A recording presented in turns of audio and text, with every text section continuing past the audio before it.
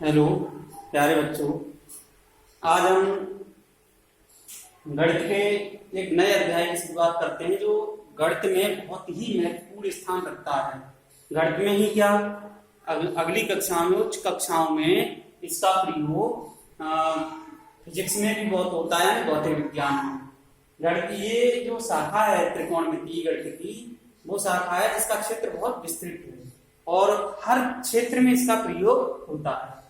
तो देखिए, त्रिकोणमिति का जो परिचय है, जैसे चैप्टर का नाम है त्रिकोणमिति का परिचय, तो त्रिकोणमिति का परिचय ही है यहाँ पर, केवल त्रिकोणमिति अनुपात में ये थोड़ा बहुत। तो ये है किससे रिलेटेड? समकोण त्रिभुज के बारे में हम लोग पढ़ चुके हैं। समकोण त्रिभुज सभी जानते हैं, ऐसा त्रिभुज जिसका एक कोण समकोण हो, यानी 90 डिग्री का हो, वो त्रिभुज कैसा होता है? समकोण त्रिभुज होता है। अब ये समकोण त्रिभुज पर ही आधारित ज्यादा चलेगा। अब बात आती है जो शब्द है ट्रिग्नोमेट्री,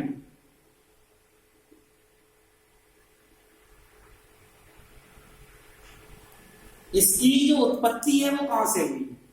इस ट्रिग्नोमेट्री शब्द है, इसकी उत्पत्ति कहां से हुई? कि तो देखिए, इसकी जो उत्पत्ति है, ट्रिग्नोमेट्री शब्द की उत्पत्ति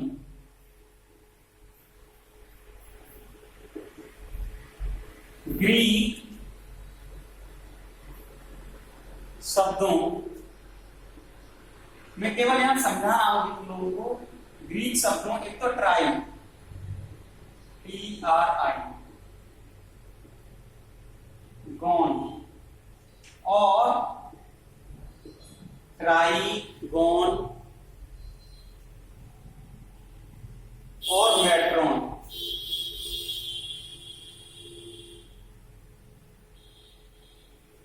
से हुई है, जिनका अर्थ होता है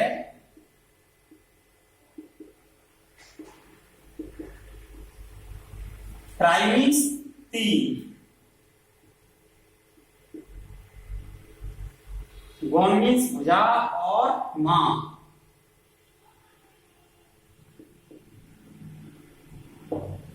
यानी ट्रिग्नोमेट्री शब्द की जो उत्पत्ति है वो ग्रीक शब्दों ट्राइगोन और मेट्रॉन से हुई है। इनका अर्थ क्या होता है? ट्राई का 3, गोन मीन्स भुजा, मेट्रॉन मीन्स माप।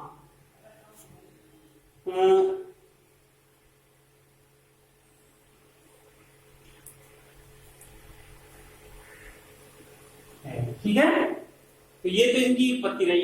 ये पूरा मिला दिया जाए तो ट्रिग्नोमेट्री शब्द बना। और अतः त्रिकोणमिति का जो शाब्दिक अर्थ है, अतः त्रिकोण मिति का शाब्दिक अर्थ है, त्रिकोणमिति का शाब्दिक अर्थ है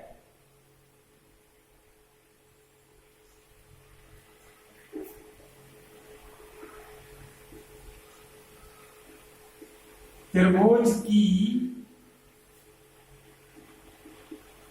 भुजाओं और कोणों का मापन।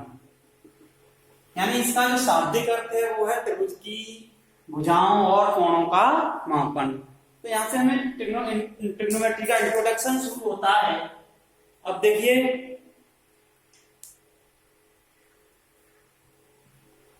अभी जो ट्रिग्नोमेट्री है जिसका इंट्रोडक्शन हम पढ़ेंगे, उसमें क्या सब हम त्रिकोणमिति की भुजाओं और कोणों से रिलेटेड हैं। अब इसमें इसका उत्पत्ति कैसे हुई, इसका शाब्दिक अर्थ क्या है। अब यहां पे हम आगे आते हैं त्रिकोणमितीय अनुपात।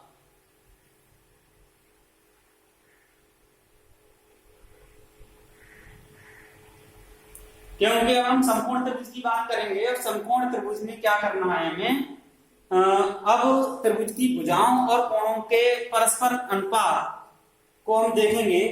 तो देखिए, अब बात आती है त्रिकोणमितीय अनुपात की।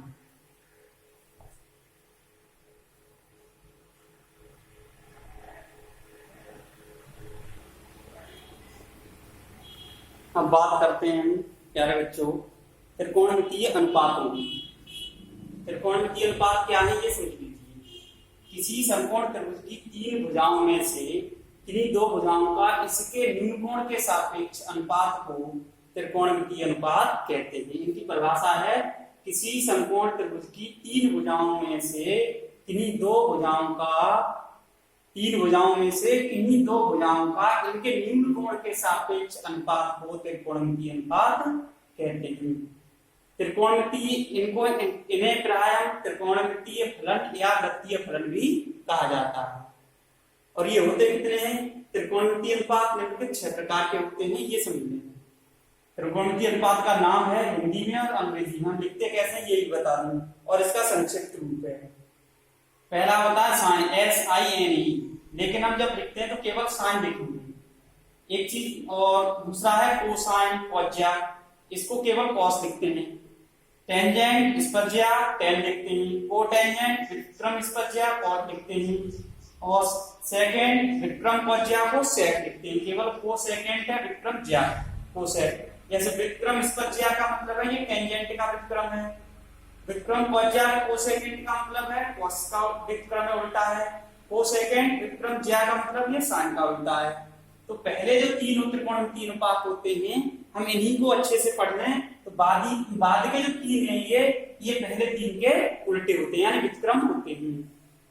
यहाँ पर तुम लोगों ने देखा होगा कि मैंने कहीं कैपिटल लेटर का यूज नहीं किया है लिखने में, स्मॉल लेटर में ही लिखे। तो त्रिकोणमितीय अनुपात को हम जब भी लिखेंगे स्मॉल लेटर में ही लिखना है।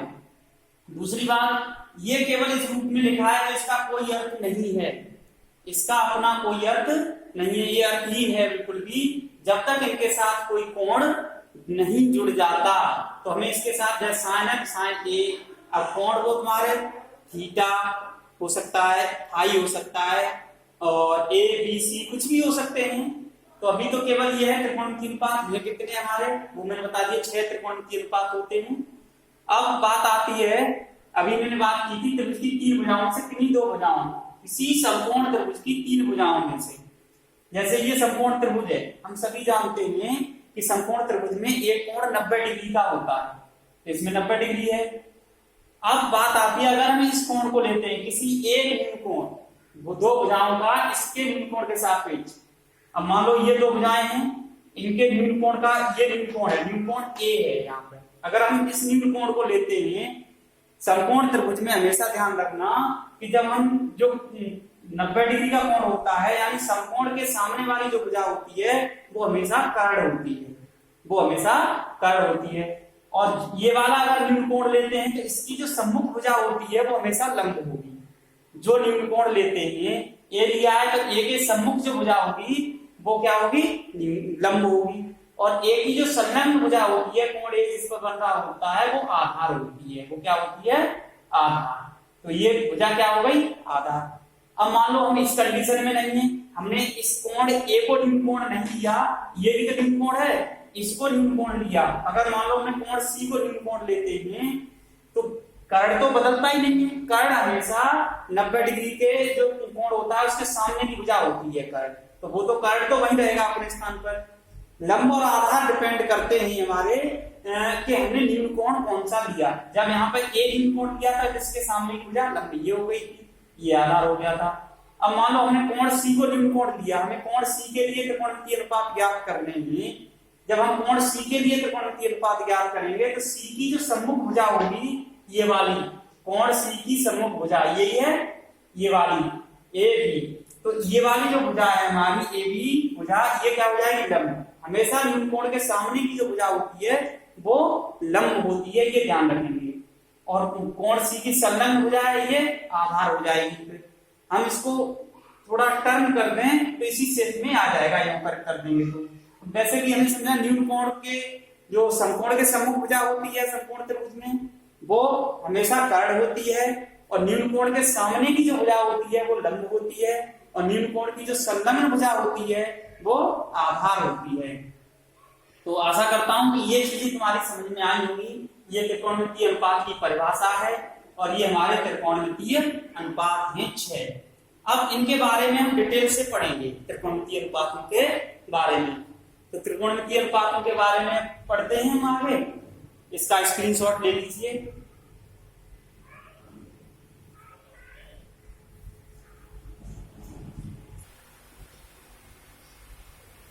हेलो, अब देखिए हमने त्रिकोणमितीय अनुपातों तक पढ़ लिया। अब त्रिकोणमितीय अनुपातों की व्याख्या है, एक एक त्रिकोणमितीय अनुपात की व्याख्या करेंगे।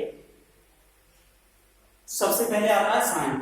तो देखिए साइन के लिए कोण ए के सामने की भुजा अर्थात लंब, कोण ए, मैंने इसको कोण ए ले लिया है। इस कोण की जगह हम यहाँ थीटा मान सकते हैं, फाई मान सकते हैं। शीर्ष ए पर है इसलिए इसको कोण ए ले लिया मैंने, ये ध्यान रखेंगे। ये कोई बाउंडेशन नहीं है कि यहाँ पर ए शीर्ष है तो हम केवल कोण ए लेंगे। ए तो लेते ही मोस्टली ए लेते हैं, लेकिन हम इसको थीटा फाई साई जो भी मान सकते हैं मान लेंगे। तो कोण ए के सामने की भुजा अर्थात लंब, ये कोण ए के सामने भुजा होगी लंब। लंब का त्रिभुज के कर्ण के साथ जो अनुपात होता है वो साइन यानी ज्या अनुपात कहलाता है। इसे हम साइन ए से व्यक्त करते हैं।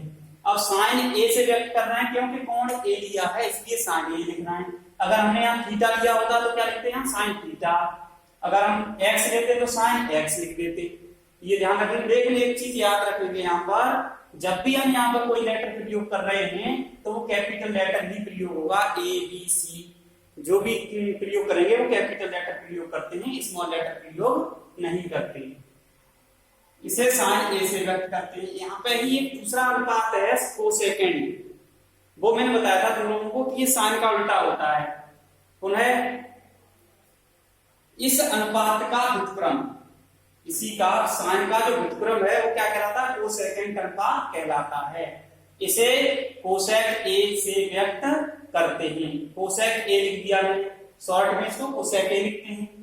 अतः साइन ए बराबर क्या हुआ, किसका अनुपात है, साइन कोण ए की सम्मुख भुजा और का त्रिभुज के कर्ण के साथ।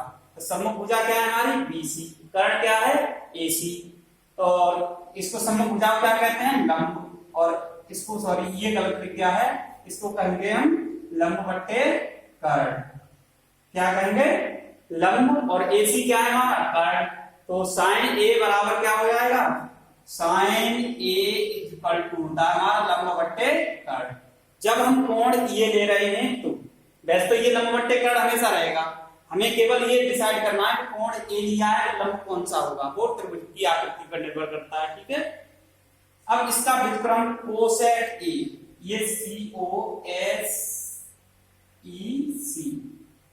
ठीक है, कोसेक ए बराबर इसका व्युत्क्रम, व्युत्क्रम लेंगे तो उल्टा अनुपात, व्युत्क्रम अनुपात मींस उल्टा। तो कर्ण ऊपर पहुंच जाएगा, कोण ए की सम्मुख भुजा नीचे आ गई, AC/BC यानी कर्ण बट्टे लंब। तो ये दो अनुपात इसमें हो गए, साइन ए और कोसेक ए। ये याद रखना है, साइन ए बराबर लंब बट्टे कर्ण, कोसेक ए बराबर कर्ण बट्टे लंब। अब बात करते हैं, अगला अनुपात है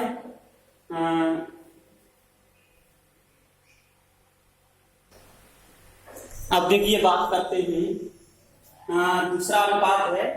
दूसरा अनुपात है कोण ए की संलग्न भुजा अर्थात आधार का त्रिभुज के कर्ण के साथ अनुपात कोसाइन यानी कोज्या अनुपात कहलाता है।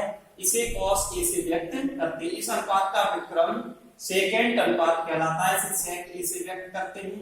अतः कॉस ए बराबर कोण ए की संलग्न भुजा बट्टे कर्ण। कोण ए की संलग्न भुजा मींस आधार, ये वाली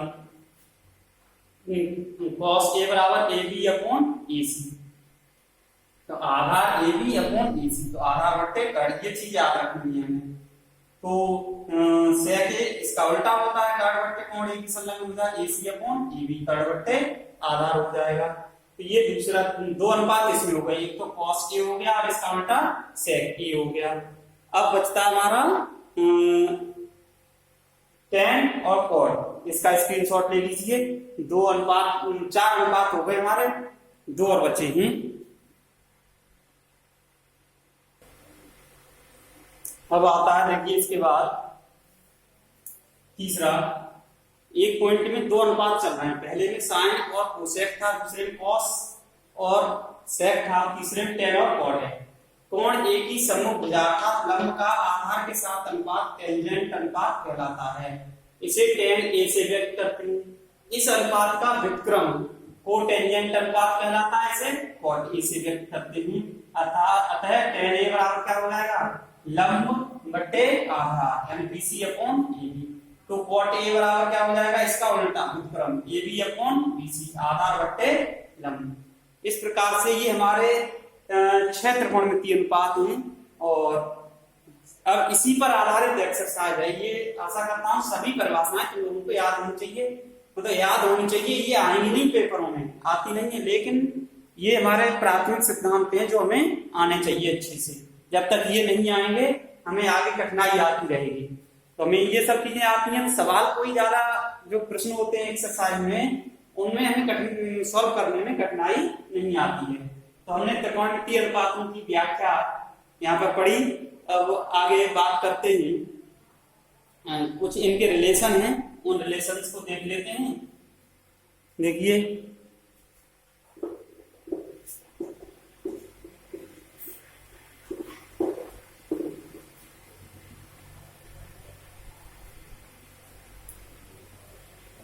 त्रिकोण के अनुपातों में संबंध या व्युत्क्रम संबंध भी बोल सकते हैं हम।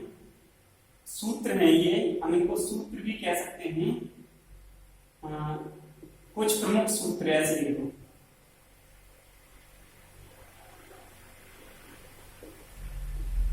प्रमुख सूत्र देखिए। Sine A is equal to होता है हमारा, साइन किसका उल्टा होता है, कोसेक ए का।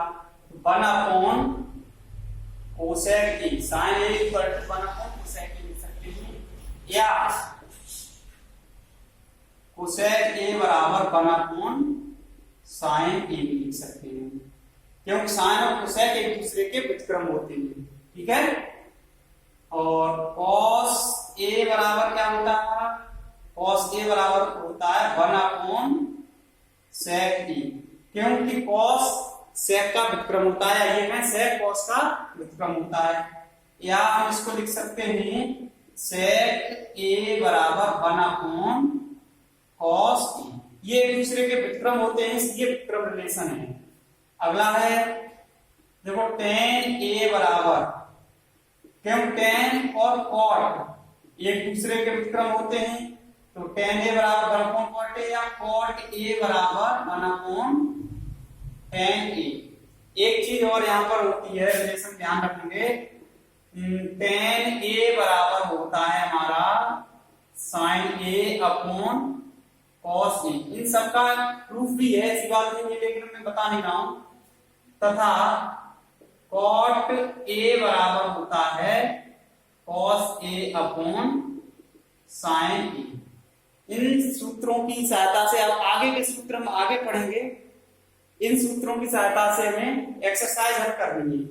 इससे पहले मैं थोड़ा सा पाइथागोरस प्रमेय का परिचय और देना चाहूंगा कि पाइथागोरस प्रमेय क्या है, क्योंकि पाइथागोरस प्रमेय पर आधारित सवाल भी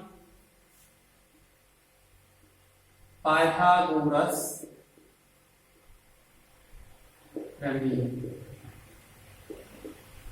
फिर ये क्या होता है, पाइथागोरस प्रमेय का स्टेटमेंट क्या है, किसी समकोण त्रिभुज में कर्ण का जो वर्ग होता है,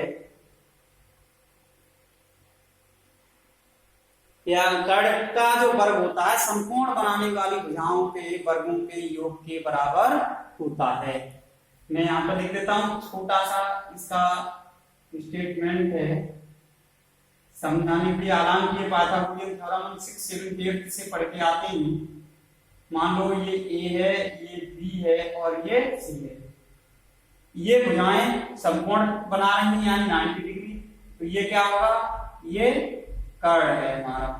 नॉर्मली हम त्रिभुज में इसको ही आधार मानते हैं, अगर कोई कोण चेंज कर रहे हैं तो अलग है, ये लंब। तो क्या होता है पाइथागोरस प्रमेय से, कर्ण का जो स्क्वायर होता है वो आधार का स्क्वायर प्लस लंब का स्क्वायर, ये होता है। मैंने ये तुम लोगों ने 6, 7, 8 में ही पढ़ी है पाइथागोरियन थ्योरम। कर्ण का स्क्वायर बराबर आधार का स्क्वायर प्लस लंब का स्क्वायर। इसको अगर हम ये मोड़ लेते हैं तो ये वाली भुजा हमारी क्या हो जाएगी, ये कोण लेंगे नीलकोण तो ये लंब होगा, ये नीलकोण लेंगे तो ये लंब हो जाएगा, इससे कोई प्रभाव नहीं है। यानी सीधी परिभाषा इसकी ये है कि किसी समकोण त्रिभुज में कर्ण का जो वर्ग होता है वो समकोण बनाने वाली भुजाओं, समकोण कौन कौन सी भुजा बना रही है, लंब और आधार, समकोण बनाने वाली भुजाओं के वर्गों के योगफल के बराबर होता है। तो ये है, हालांकि इस पर आधार का आगे सवाल आएंगे। अब मैं इसके लिए आगे एक्सरसाइज है,